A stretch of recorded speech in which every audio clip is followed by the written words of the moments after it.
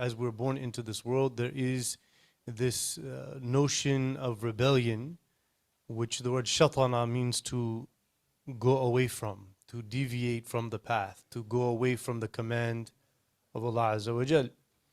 So today we're going to talk about how one is preserved from these influences. Because the first thing is, if one is thinking, Alhamdulillah, I'm a Muslim, I'm good, the Shaytan, inshallah, I don't have a problem, that is definitely, the Shaytan has won the battle here. If someone is thinking that I'm innocent, I'm a good person with a good heart, and then you will be doing things, following the Shaytan while telling yourself it's okay. Why? Because he says, لَأُزَيِّنَنَّ لَهُمْ. Right? I'm going to make attractive to them أَعْمَالَهُمْ in some ayah. It says their actions will seem to them like they are doing the right thing. In another ayah it says إِنَّهُمُ اتَّخَذُوا الشَّيَاطِينَ أَوْلِيَاءَ مِن دُونِ اللَّهِ وَيَحْسَبُونَ أَنَّهُمْ مُهْتَدُونَ. That people started following and going after the ways of Satan, but they are thinking that they are guided. So this is a warning to all of us never to be content that Alhamdulillah I'm a good Muslim and everything's fine. So إِنَّهُ لَيْسَ لَهُ سُلْطَانٌ عَلَى الَّذِينَ آمَنُوا وَعَلَى رَبِّهِمْ يَتَوَكَّلُونَ. That Shaytan does not have influence on those who are truly believers and they have truly put their trust in Allah. So this is notion of tawakkul. You know, it's not just simply trying to achieve a task or a goal and so you just put your trust in Allah. No, it's the way you live your life. It's your thinking that Allah is with me, He's watching me, I know Him, I know what He expects from me, and so I am trusting He's with me and He will guide me and He will help me along the way. When you're like that, it has been said in the Quran, إِنَّ كَيْدَ الشَّيْطَانِ كَانَ ضَعِيفًا. Truly, the plot of the devil is weak. But that's in the context of strong believers. People who are truly dedicated to their faith. So the first thing is الاستعاذة. Al-isti'adha is to seek protection and safety in Allah. So in Surah what is this one? A'raf. وَإِمَّا يَنزَغَنَّكَ مِنَ الشَّيْطَانِ نَزْغٌ فَاسْتَعِذْ بِاللَّهِ. If you see that the Satan has come with some sort of influence and you're feeling like you're following something wrong, that you're being influenced in an evil way, أعوذ بالله من الشيطان الرجيم. So it has to be something that is said with sincere prayer, not as a holy talisman. You understand what I'm saying? We have to fix this problem that we have. We don't have talismans. Words don't just do things by themselves. You can't put a lawhat. We should get the lawhat, inshallah, or the Quran ayahs and things. Go ahead and make your bids. But those are there as decoration to remind you of Allah. But they aren't doing any benefit. They don't. The Kaaba, not one rock in the Kaaba has any value of spiritual gain. It's just that it's there to remind the believers of unity. And we remember Abraham who built it. That's what makes it holy. It's not the rocks, right? So it's just simply saying, A'udhu billahi minash shaitanir rajeem, thinking I said the holy thing. I'm not even paying attention to what I said. And now it's going to protect. No, you should be praying. I am seeking your protection from the evil cursed one. Right? A sincere, heartfelt plea for help and safety. That prayer will get answered.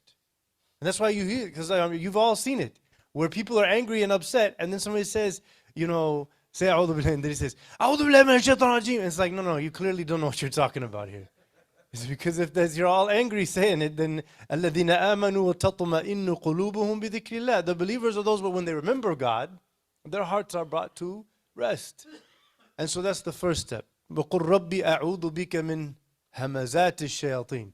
Oh my Lord, I'm seeking protection with you from the evil influences of the devil.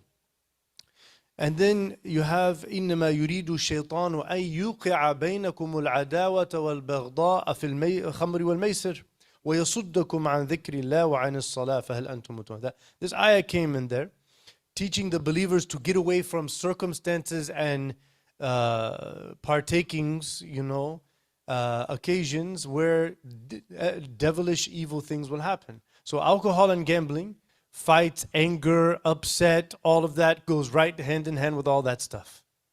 And so this is why he's saying stay away from it. Get away. right? Because the devil wants to cause enmity and hostility and problems and anger between you with this. So the second step here is dhikrullah azza wa jal. إن الذين اتقوا إذا مسهم طائف من الشيطان تذكروا فإذا هم مبصرون. So it says, truly the believers are those that they are mindful and conscious of God. If the devil has afflicted them, then you will find they remember. When they feel that affliction, they're thinking, أعوذ بالله من الشيطان astaghfirullah. And they're in a state of remembrance. تذكروا. They're remembering, I was not doing the right thing. I'm not thinking right. I said that. I should not have said that, right? That تذكروا. فَإِذَا هُمْ مُبْصِرُونَ. Now here, مُبْصِرُون doesn't mean that they can see with their eyes. It means they see with their heart. That they are seeing things in we call it insight. They're having a deep sense of reflection on things. استحوذ عليهم الشيطان فأنساهم ذكر الله.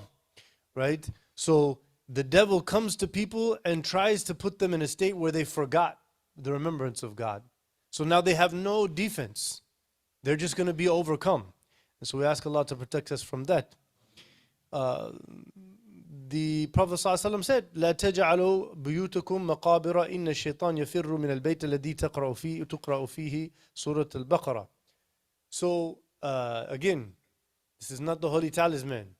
It says that Allah does not want you to make your houses like graveyards. That's just dead and nothing's happening. Because He's saying that if you're in a house and you are reading Surah Al-Baqarah, then the devil will go away from you. Again, if we take Surah Al-Baqarah and we play it in a crack house with all these people using drugs and doing terrible things and prostitution, it's not like everybody will run out screaming, oh no, Baqarah got me. No, they'll be like, what's that interesting sound? They'll trip out on it and be like, oh, that's pretty cool. But what it's saying is if you read it and understand it and follow its comprehensive guidance, then that house is protected because of the application of the guidance of the Quran. This is what it's saying. This is how we should do it. You know why I know that? Because as an imam, just like I said before, I've had many people come to me saying there's problems, people are angry and fighting in the house, and then Mama put the Surah Al-Baqarah on, and nobody stopped fighting at all. This is called an experiment to prove, is the way we understand it, is that the correct way? Obviously not.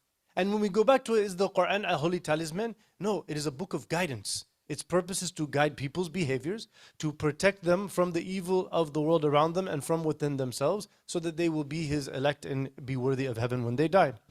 Inna ibadi laysa laka alayhim sultan. Allah told the Shaytan, my true servants, you have no influence over them. So may Allah protect us from the Shaytan and all of his plots against us, inshallah. Jazakumullahu khairan.